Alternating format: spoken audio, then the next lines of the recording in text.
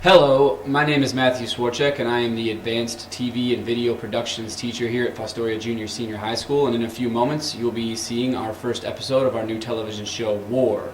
At the beginning of this school year, our advanced TV students began developing a television show. We wanted to develop an entire show including commercials from the ground up. We worked throughout the first semester to develop and create this show and settled on the name W.A.R, which stands for We Are Redmen. The style of this show is part sketch comedy and part late night talk show. We encountered many hurdles during the creation of this show and worked hard to overcome them. In the end, we developed a show that we hope people enjoy and that can continue to grow as the year goes along.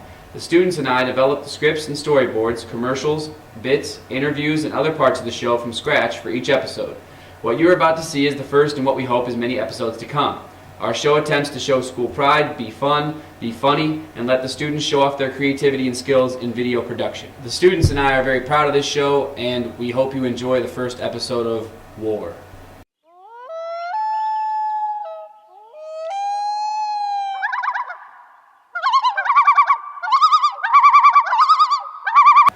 So, can I have my socks back?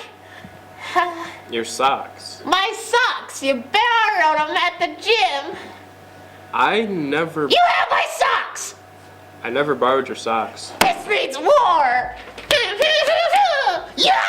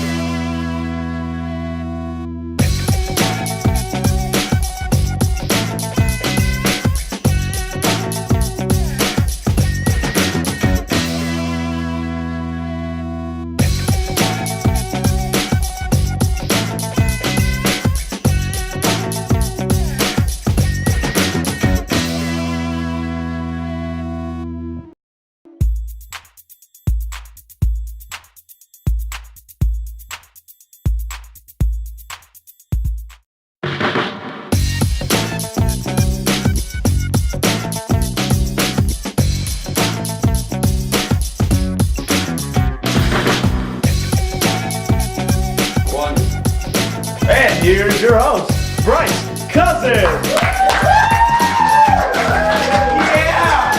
Oh my goodness! Woo! That was cute. That's what all that P90X did. Yeah, I know you felt that. Hello, welcome to We Are Redmen, the sketch/talk show. I'm your host, Bryce Cousin. We have producer bits, amazing commercials, an interview with Tom Grine. Before I go any further, my beautiful sidekick, Jacob Wonder, everybody. Wonderful. He is wonderful. Alright, do you know what time it is? I don't know, man. What time is it? It's terrible joke time. Oh yeah. Yay! Okay, Jacob. Let's go. What kind of footwear do snakes wear? Oh no. Snakers! No. No. Tough crowd. Tough crowd. Why don't oysters give to charity? I don't know. They're shellfish. That was not good. Hey, give the guy a chance. Don't hate, appreciate. Why are ghosts bad liars? I don't know. You can see right through them. This Tell crowd us something funny. This Judy crowd's not Jones. seeing right through you. Okay. I'm gonna kill this one. Okay. What did Mr. and Mrs. Hamburger name their child? Oh no. Patty. No. Hey. Not funny. Hey. You watch yourself. Well, that's all the time we have for terrible joke time. Wonder needs to change his clothes and I need to shave, so we'll be right back. It's too tight.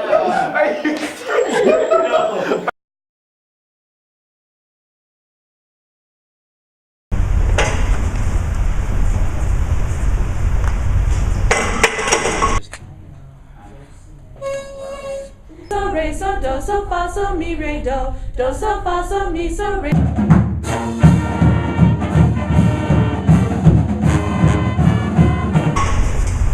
I'm an athlete. I am an artist.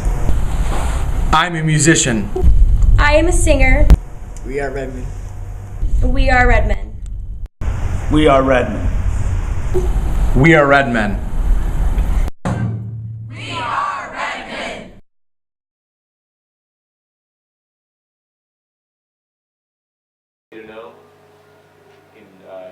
And welcome back. All right, Jacob. We've all seen these things before. Yeah. Dreaded tardy slips. Everybody gets them. Some people like to get clever, and for the reason of absence, write something a little off the wall, a little crazy. So I found some of the best ones, and I'm going to read them for you all. First we have, I captured a lobster with my bare feet. It's one way to go to school. How do you catch a lobster with your bare feet? With a lot of skill. I've got, my unicorn broke down on Ferry Street. Ferry Street. Oh. Someone plays too much World of Warcraft. I think so. My 4 friends, my dog, and I had to go solve the mystery of the lake monster. That oddly sounds like a copyrighted television cartoon. It does. Huh. And last, I went to an opera. My parents were killed in front of me. Inheriting millions of dollars, I became a vigilante and fought crime. That sounds like another copyrighted Indeed. entity, but that is all of the tardy slips that we have for you today. Woo! We will be right back once again.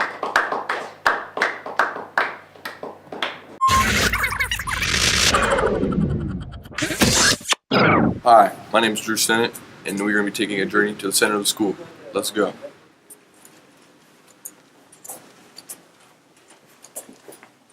Hey, Anthony, I got a question for you.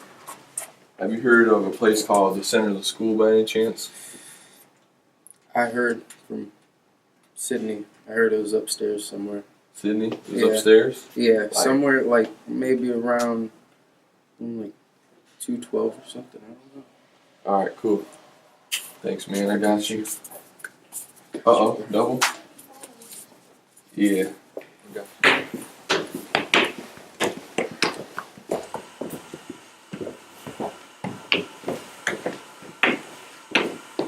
Where is Sydney Sharp? It's in government class. And I think it's on this way, so we're gonna go find him, see if we can get some answers. Let's go.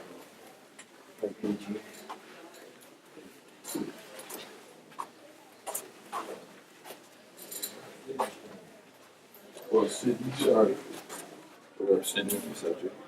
You heard about a place called the center of the school by any chance? Yeah, it's this way. Well, Sydney took off. I have no idea where he went, and we have no other clues right now, so we're gonna have to end today's journey to the center of the school. We'll be back though. I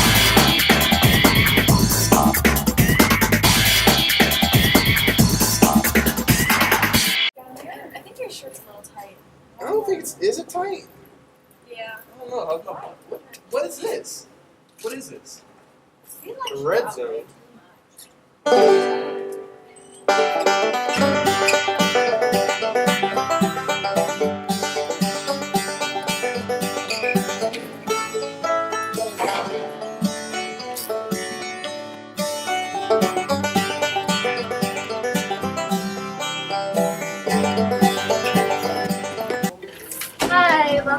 So. Oh, some gum. I'm gonna go get some shirts. Okay. Stay.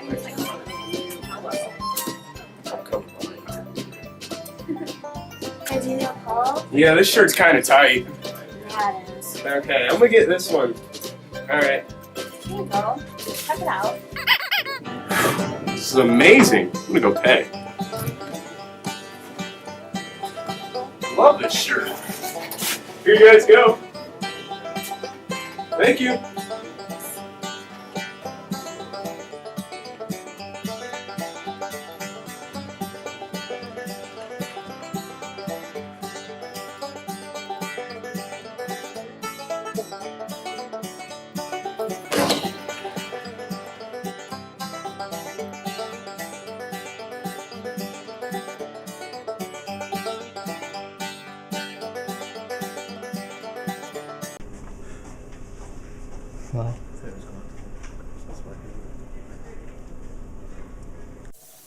All right, welcome back to the show. Well, Jacob, do you enjoy a good story? I do.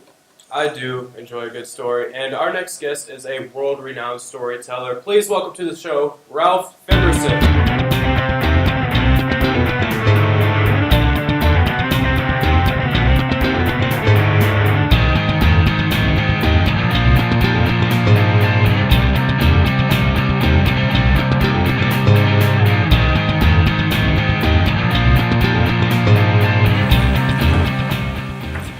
Okay, Mr. Ralph Feverson. Actually, my name's Billiam, but I mean, you can call me Chip. Okay, Chip, what do you have for us today? Well, I'd like to discuss the economy. The economy. Yeah. Okay, what about the economy? Aliens. Aliens. Yeah. I'm not sure what aliens have to do with the economy. They have everything to do with the economy, Bryce. Everything. Everything! Okay, continue. Okay, so it all started when me and my buddy Mr. Heaver needed some sauce for our chicken. So I needed lemons for my sauce. So I went to the local car dealership, and then I realized, they don't sell lemons there. Or do they? Yeah. So it's not funny. Don't laugh at it. So then I proceed to go to shut up. I proceed to go to J-Mart. I got my lemons. Might I ask what kind of sauce this is? The good kind. Any specific name?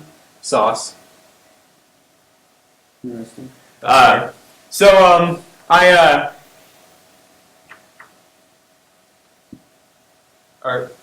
Are you okay, Ralph? What'd you call me Ralph for? Ralph. My name is Chip. I'm kidding, my name's Ralph. Okay, so I'm driving in the desert, right? And it's all like, woo! There's a cactus over there. There's a kangaroo over there. There's sand everywhere. So I'm driving and I see this thing off in the distance, man. And it looked about this big. Can you all see? Can you all see? It was this big from the distance. So, it's all silvery and there's all these little green and red and maybe some turquoise rainbow colored lights. So I went after it. And then as soon as I got there, these little green guys popped out and they go, so, being me, I was like, and then they were like, yeah. So, I'm missing a kidney now and half of my brain's gone. I probably won't remember this tomorrow. My sauce I never got to make. It's atrocious. It's downright shabba-juju's. You know what? Shabba-juju's. A fantastic story, Ralph. You're telling me? Yeah. I know. So, how's the kids doing? I'm kidding, yeah. So, next time I go down to the desert, I'm definitely not going after some big old bug-eyed green guys with big eyes and little tennis shoes on. They were cute. Interrupt for Jacob, I think this is a perfect time to introduce our audience to our new ninja security system. What do you mean? What? Oh, God! come again. And we'll be right back after this.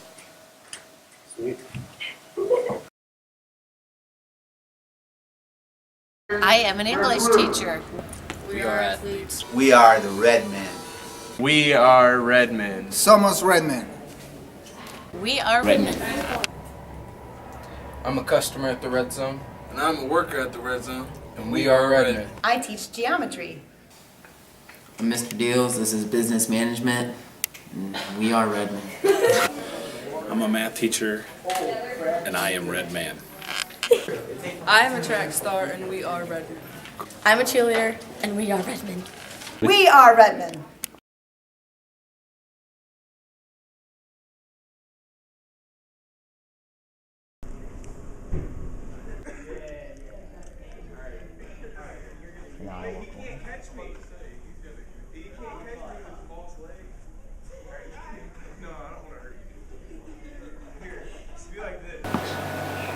Welcome back to the show. Please welcome our next guest, Rowan Schneider.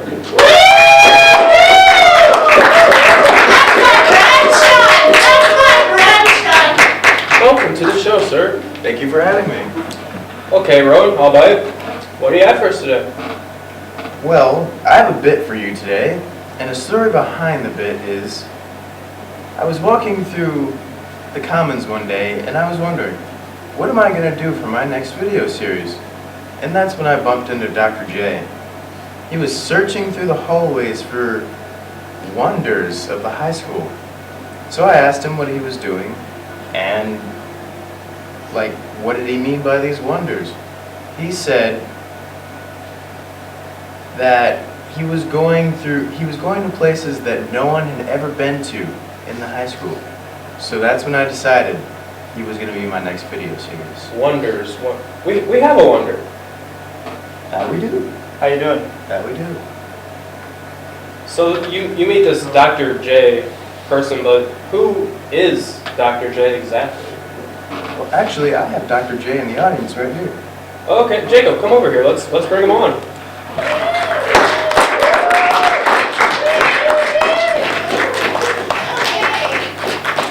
Hello, Dr.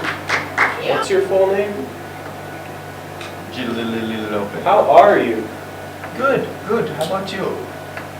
I'm good. So, what did you find searching for the first wonder? Well, the first wonder was the catwalk. So, well, we'll just have to find out more. Here's the bit.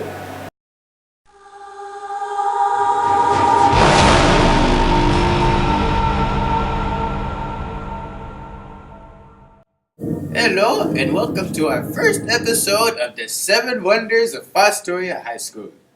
Today, we will be adventuring for the store ladder to the catwalk. Let the adventure begin! hello? Hello? Okay, nobody's here. Anybody in here? No? No? No.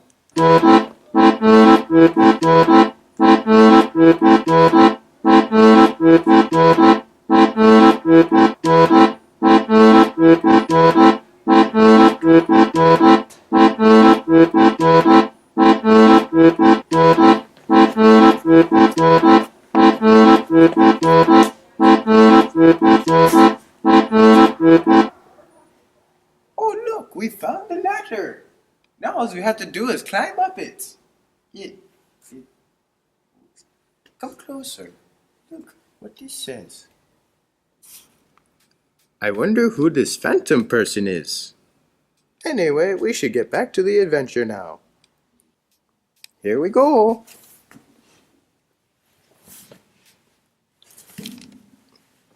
Once upon a time, long ago, there was a very stupid boy named George who climbed ladders for fun. Then one day, he fell and died.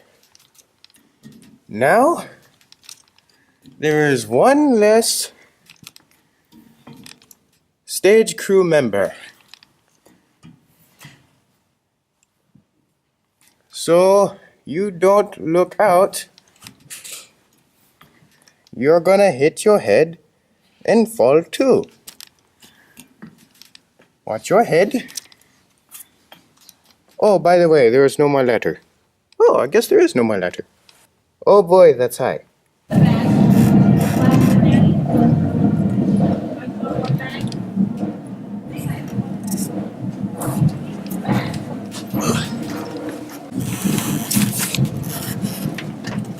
We have finally found the catwalk. It is very spooky up here. Shh, wait, what is that noise? Do you hear that? This place appears to be haunted. We had probably better go. Come on, follow me. Follow me. Let's get out of here. Let's get out of here. Well, there you have it, folks. The catwalk. This is Dr. Jiddle Open signing off. See you next episode.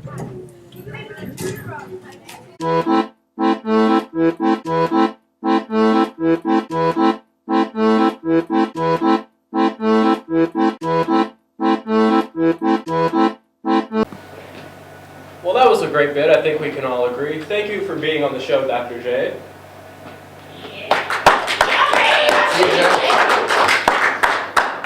And thank you for being on the show, Mr. Schneider. Oh, anytime. Don't go away. We have an interview with Tom Grine next. Hey, I'm Bishop. I'm Holly. I'm Darnell. And I'm Dylan. And we created the roller trip video, like showcasing trucks and dollies, and hope you enjoy it.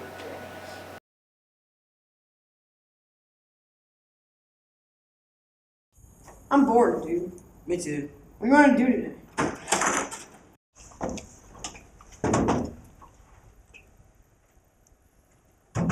I know what we should do.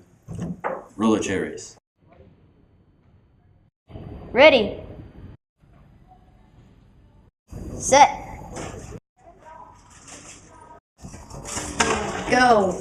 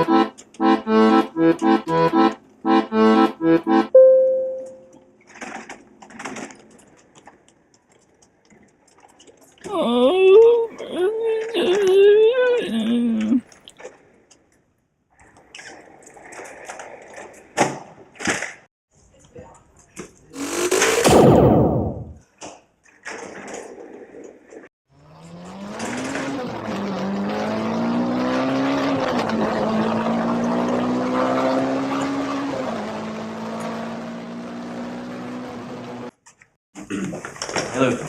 Hi guys. Non-compliant. What's up?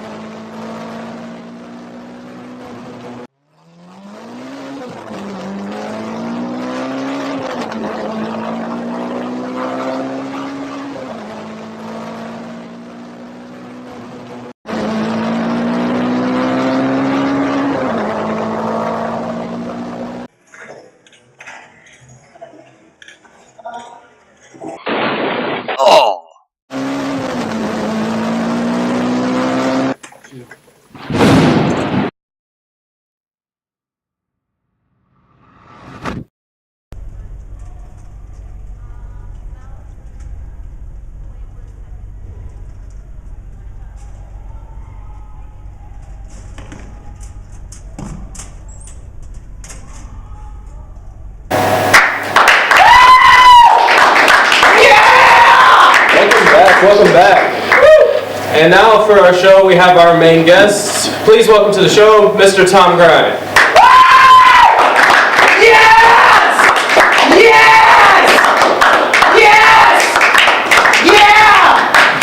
Woo! Woo! Yeah! Yeah!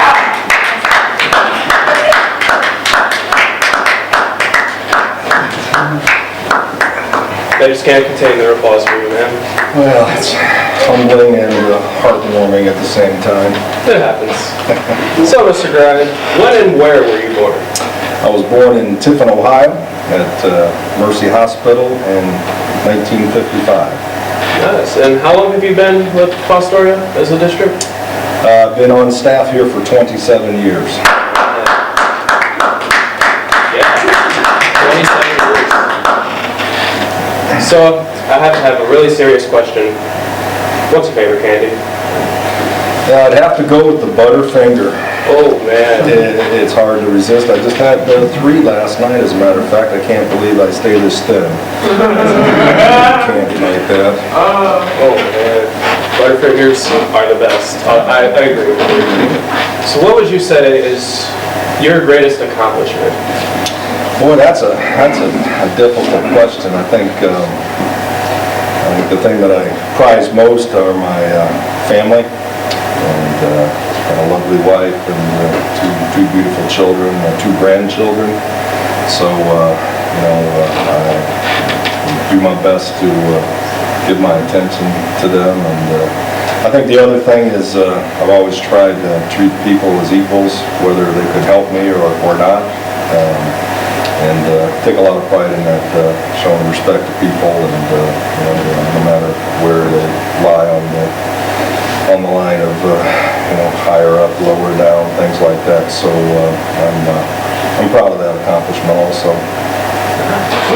So we've got the winter sports teams coming up. Teams like our basketball teams, wrestling, swimming, bowling. How do you think we're going to fare during the winter seasons? I think that we're going to have a lot of youth, on both the basketball squads. I think we've got good coaches. I think the kids, from what I've seen of the preseason, I know they've struggled, the boys, in some scrimmages, and they've got a lot of kids that don't have a lot of varsity experience out there. But from what I've seen on the practice floor and what I've heard from the coaching staff, they're pleased with their work ethic and their team camaraderie and that type of thing. And so we can hope for the best. I know that they have a very difficult schedule. The boys starting out, they play out of Orlando, who's a perennial state power, and then I know they play Findlay early in the season. So those are going to be a couple of games that are going to be challenging for them. Mr. Swortchek and his girls, from what I understand, they're very pleased with how the girls have done in the scrimmages up to this point, and they like the team chemistry out there. They like the work ethic. I think, in the opinion of the coaches, and I've talked to a couple of players, they think that they've made great strides from a year ago. Played a lot of young kids last year. They got a lot of valuable experience. So, I think the basketball program. So, they're going to go out and battle, and hopefully we can get a couple of wins early and get a little momentum going. The wrestling team, I think they have all but 1 weight filled, from what I understand, and we have, of course, Tony Reynolds is coming back as a state placer, state qualifier, state placer, and they're rather young too, but from everything I understand, they're doing pretty well. And then Mrs. Stoltz puts a lot of time in with the swimming team. She's got the numbers up with that team, and I know she's looking at it with great anticipation, having a good year. And the bowling team, haven't heard much about the bowling team up to this point in time, but I hope to get out there and watch them bowl. I like to watch people bowl, so I can go out there and move and twist, do all that kind of stuff, watching the ball go down the alley, that kind of thing. So, well, I do hear the bowling team has a really good bowler named Austin Cornell. Not to name drop or anything, but I hear he's a really good bowler. You're an Iowa grad, and you've played football for the Hawkeyes. What is your fondest memory of playing for them? I would have to be there's a lot of things with that. I got to go to a lot of places. I played in the Coliseum out in Los Angeles, played in Penn State, Ohio Stadium down at Ohio State, and that was very thrilling.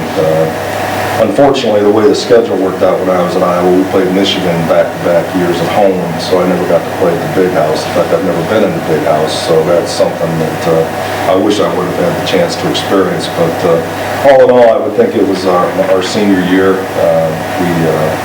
We were 3-8 my junior year, and we lost, I think, 4 people that went in the first 2 rounds of the NFL draft, so we lost a lot of talent, and we weren't nearly as good talent-wise my senior years as we were my junior year, but we were able to go 5-6 and beat Penn State at Penn State. That was a real highlight. So, but I think more than anything else, it was just the friendships I made and the camaraderie that we built with that team, and just lifelong friends, and I still keep in touch with today. And you shoot me an email out of the blue, and we'll get a conversation going.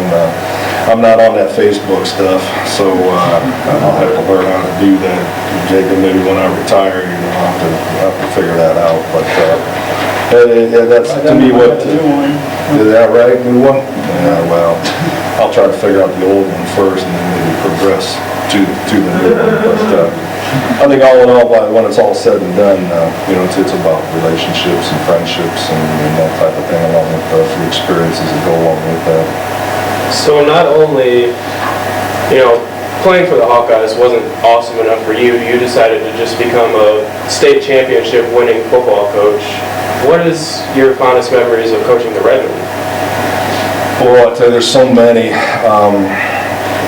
Again, it was a family, and we went to our first state championship game in 1989 with people like Casey Macbeth and Aaron Hampton and Mike Sterling, a lot of really dedicated people. We had a few Division I football players on that team, but all in all, 95% of them never played college football. And, it all started in the weight room in the off season. Kids in there just working hard, doing the best they can, getting on other players. If they didn't show up in the weight room, it was a real family kind of thing, and that to me was the greatest experience. And we fell short in '89, and then we got back to the state championship game in 1991, and we had a very good football team, and it was kind of strange. A lot of times, if you think you can reach that level, you just keep saying, we'll just go week to week. We're not going to talk about state championships and things like that, but our head coach at the time, Coach Kidwell, he laid it out in the preseason.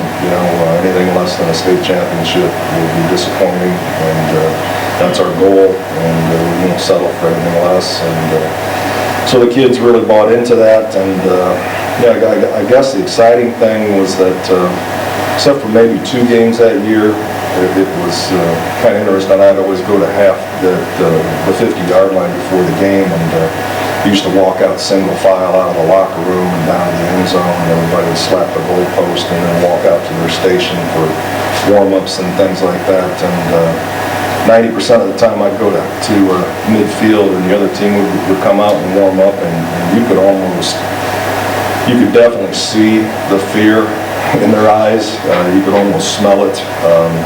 You'd look at those kids, and they were scared to death. And we did a good job of keeping our composure throughout that season and making it into the playoffs. I was just thinking, coming in this morning, it's almost Thanksgiving, and back in those days it was normal for us to practice on Thanksgiving Day because we always went so deep into the playoffs that we'd go out and practice at 9 o'clock on Thanksgiving morning. Most times there was snow on the ground, and we'd go out there for about an hour and a half and practice. And it was just that feeling of family. And I see those guys from time to time now that were on those teams back in the 80s and 90s, and I still call them kids because I still think of them as kids, but those guys that played on the 89 team, they're 40, 41 years old. They're far from being kids, but it's that relationship like you guys will experience when you get out of school, and your close friends that you had in high school, you may not see them for 10 or 15 years, but when you do see them, it's like you just saw them for the previous 100 days in a row, you know, there's no stuttering and stammering and trying to make up conversation and awkward and things like that. It's just like they're part of your family, and those are the things that I remember. It was another thing I remember is we had to travel to like Warren and Youngstown and Columbus, and we couldn't find anybody to play us within about a 150-mile radius because they just flat out would. They were scared. They were scared. I mean, they wouldn't play us, so then we ended up taking 2.5-hour bus trips just to find somebody to play us and that type of thing. So that was very, very unique. And then after we won our first state championship, something that sticks out in my mind is we got a police car over in Bascom. So we were driving home, and the bus driver was saying there's a big crowd of people downtown Fostoria. So we got a police escort from Bascom into town, and we came down Lytle Street, and then we took a right on Main Street, and right about where Dell's was, they had a blockade there, and when the buses came in, they opened up the barricade, and we were allowed to pass through. I've never seen anything like it. I don't think I've ever been as thrilled and excited as I was after that first state championship. I mean, there were people 8 to 10 deep on both sides of the street, down the side street, Center Street, North Street, maybe 15 to 20 deep. I mean, I've never seen anything like it, and it was very exciting. The kids were just overwhelmed. It was a little late in the evening. It was 11:30 or midnight or something like that. But for the people to come out and show their support and their appreciation and things like that, it's something that I'll never forget. So what is one thing, just within the district as a whole, that you are proud of? I'm proud of our kids. I think that our kids are the focal point of our community, as they always have been, and I think that we are underappreciated in the area, and I think that we have so many tremendous kids that have so many talents. I like walking down by the art room. Just Mrs. Kiesel and Mrs. Melroy change those displays every once in a while. I mean, the talent I see. I can't draw a stick man. But I go down there. I go down there and I see that stuff, and I just think, man, how do they do that stuff? I have no idea, but it's outstanding. Well, what is one thing the general public probably doesn't know about Mr. Grind? Wow, I've been around so long. That's a good question.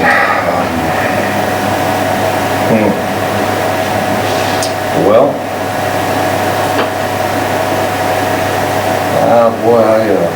it seems like everybody knows everything about me. I really don't know what.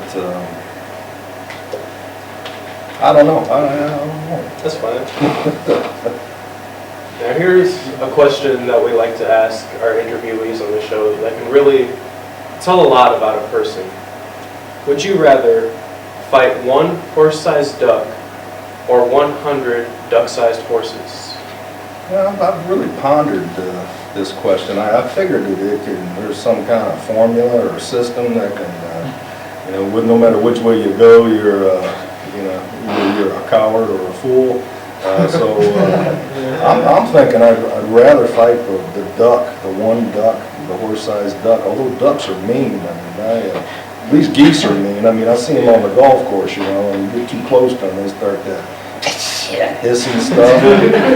The neck's going like that, and those kind of things. So, if my golf ball's in a pack of Canadian geese, I just drop another ball about 20 yards away. And, avoid at all costs. Yeah, avoid at all costs.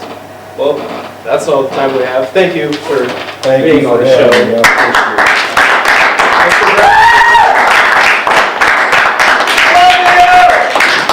We will be right back.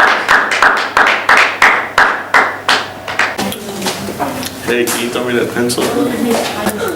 Yeah, here you go.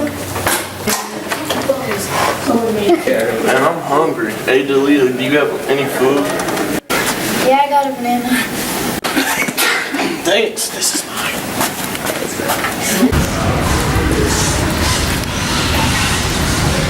No texting in school. Here, give me that phone. Alright, hold on, let me finish this text.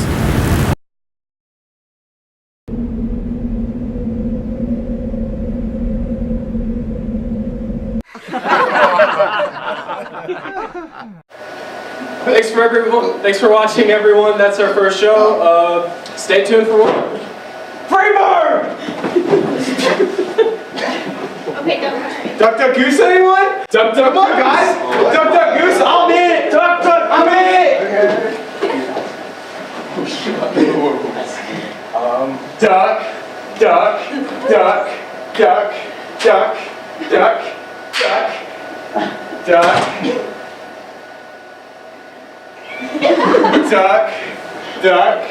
Duck, guns! Oh no! What is that?